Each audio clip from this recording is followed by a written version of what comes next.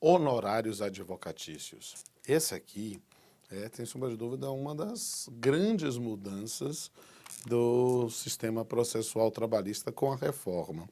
Por quê? Porque no sistema anterior nós não tínhamos nenhuma previsão específica de honorários advocatícios sucumbenciais em geral no processo de trabalho. Nós tínhamos a previsão da Lei 5584 de 70, quando havia assistência judiciária gratuita pelo sindicato, a própria disposição da resolução da Instrução Normativa número 27 do TST sobre as ações que foram incorporadas do trabalho com a emenda 45. Mas, a priori, os honorários advocatícios no Justiça do Trabalho seguiam as regras das súmulas 219 e 329 do TST, que entendiam como uma situação realmente excepcional. O sistema mudou. E agora nós vamos ter honorários advocatícios e há muitas questões. Acho que esse é um tema maravilhoso para a monografia de final de curso, para a TCC, um tema com um reflexo prático enorme, também na questão da prestação jurisdicional. Deixa eu explicar para vocês. Vamos para a tela para entender o artigo 791-A. Ao advogado, ainda que atue em causa própria, serão devidos honorários de sucumbência, fixados entre o mínimo de 5% e o máximo de 15% sobre o valor que resultar da liquidação da sentença, do proveito econômico obtido ou, não sendo possível mensurá-lo, sobre o valor atualizado da causa.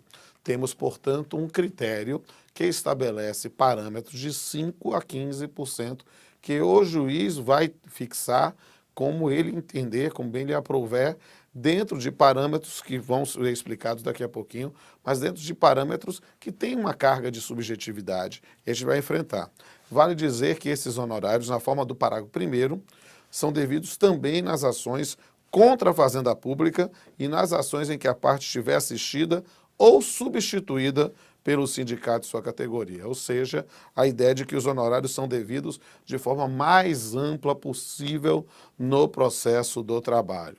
Mas quais são os parâmetros para o juiz decidir entre 5% e 15%? É o que fala o parágrafo 2º. Ao fixar os honorários, o juízo observará 1. O grau de zelo do profissional, 2. O lugar de prestação do serviço, 3. A natureza e a importância da causa. 4. O trabalho realizado pelo advogado e o tempo exigido para o seu serviço. Note que são parâmetros, são padrões dados para que o juiz verifique e fixe entre 5% e 15%. Não é uma barema, não é especificamente, tantos por cento fizer isso, tantos por cento, tanto tempo, tantos por cento.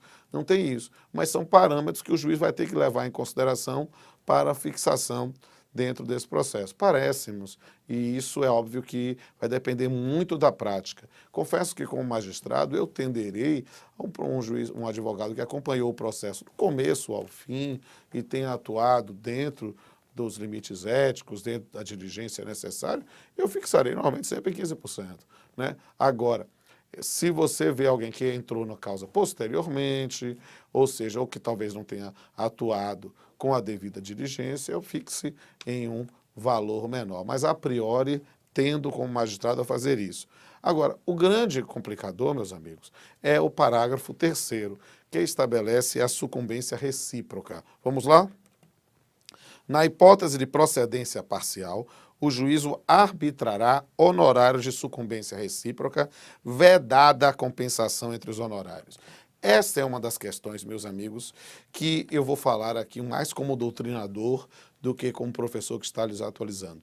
Por quê? Porque eu vou dizer o que é que as pessoas estão dizendo e o que é que eu acho que pode ser um novo caminho para a compreensão dos honorários sucumbenciais no processo de trabalho. Por quê? Por que as pessoas estão dizendo? Estão pensando em aplicar diretamente o CPC, dentro da lógica do CPC, e ainda com, ou digamos assim, a circunstância de que o processo do trabalho passou a exigir uma petição inicial líquida. Se passou a exigir uma petição inicial líquida, ou seja, um pedido certo, determinado com valor correspondente, né, a ideia que está se propagando é, muito bem, de tudo que você ganhar, você ganha, o seu advogado ganha honorários de sucumbência, né, até 15%, 5% a 15%, e nesse ponto a parte contrária vai ter que pagar. Se, vírgula, porém, vírgula, você perder, os pedidos que você perder, no valor correspondente, incidirá os honorários advocatícios. É isso mesmo. Nos pedidos que perder, você incidirá os honorários advocatícios. Aí, isso me parece, deve ser interpretado desta forma estrita. Por quê? Porque eu tenho que raciocinar esse tema em termos de pedidos. Pedidos, não valores. Por quê? Porque o que está acontecendo? E eu vou falar isso como uma provocação, que talvez o meu posicionamento seja minoritário, né? Mas desculpe, sem querer ser arrogante, eu acho que o meu posicionamento é muito mais razoável e eu gostaria muito que, se você concordar comigo, que você compartilhe esse vídeo ou o trecho desse vídeo para que possa chegar nos ministros do TST ou em outros colegas que estejam produzindo doutrina sobre isso. É preciso entender que sucumbência deve ser de pedido e não de valor. Por quê? Porque daqui a pouco você vai olhar depois o vídeo posterior, né? Você vai ver sobre a petição inicial. E a petição inicial passou a ser exigida a pedido certo, determinado com o valor correspondente. Se nós começarmos a achar que a sucumbência não é de pedidos, mas de valores, nós vamos chegar a uma situação quase estrombólica. Por quê? Porque nós estamos... O que é que eu tenho ouvido? O indivíduo vai pedir hora extra. Ele não tem acesso aos cartões de ponto. Se ele não fizer uma produção antecipada de prova para juntar o cartão de ponto, ter esses instrumentos, e aí fazer as contas um a um, se for eleger os cartões de ponto, o que é que vai acontecer nessa circunstância? Opa, o indivíduo fez o pedido tanto, mas nos cartões de ponto e nos recibos de pagamento há algum tipo de pagamento de hora extra. E aí, nesse ponto, você vai com a base nisso, verifica ponto a ponto, verifica que não houve o pagamento integral, que há ainda saldo a se pagar e vai fazer a condenação correspondente. Mas o indivíduo tinha feito o pedido com base em todas as horas extras que fez, não com as que foram deduzidas, porque documento ele nem tinha no processo. E aí, você vai condenar honorários advocatícios para o reclamado pagar sobre o valor que condenar em favor do reclamante, mas na diferença vai cobrar honorários advocatícios? Tem-se dito isso. Eu tenho participado de diversos eventos e vejo uma grande preocupação, mas a aceitação de que isso é o certo. Não me parece o certo. Claro que se vier uma diretriz dos tribunais superiores e por disciplina judiciária, eu vou seguir. Mas enquanto tenho espaço, eu vou propugnar para dizer que a sucumbência é de pedidos, não é de valores. Se por acaso o reclamante pede, um reclamante que ganha salário mínimo, peça um aviso prévio de R$ 1.000 e salário mínimo é 937, ora, você vai ganhar o aviso prévio de 937 e vai ser sucumbente de R$ 63? Não me parece razoável pensar nisso, porque a sucumbência é de pedidos, não de valores.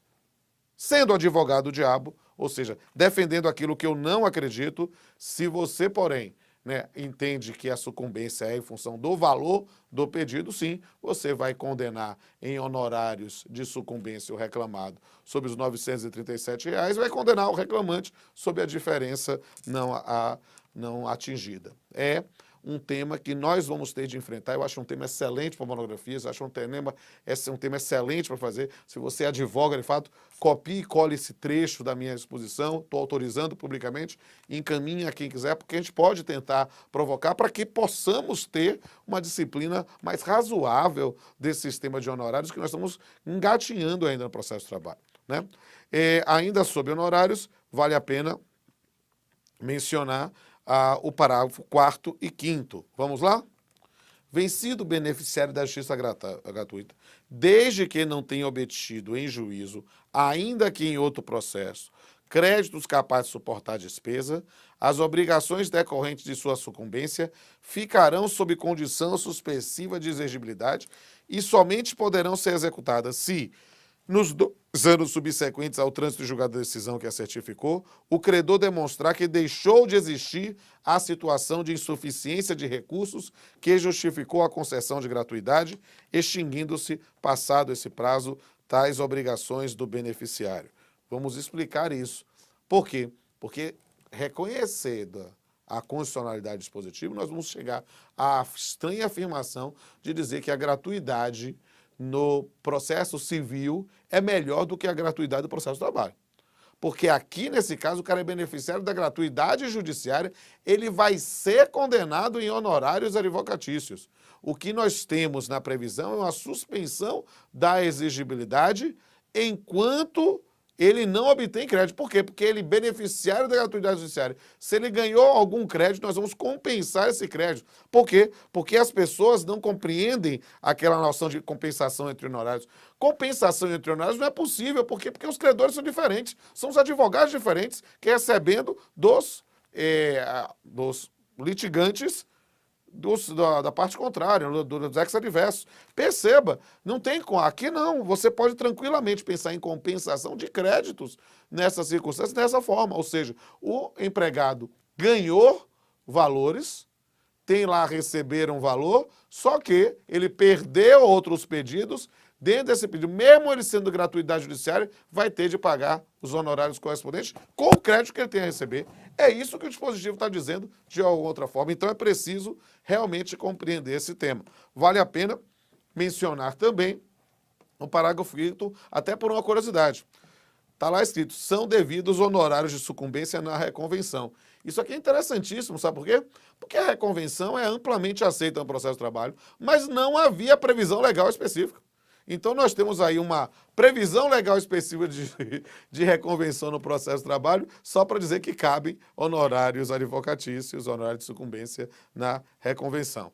A título de curiosidade, vale dizer que essa nova disciplina supera parcialmente as súmulas 219 no item 1 e 329, né, do TST. Anote isso para uma conferência efetivamente do tema. Por quê? Porque esta é, sem sombra de dúvida, uma das principais modificações na seara processual com a reforma trabalhista. Mas não é a única.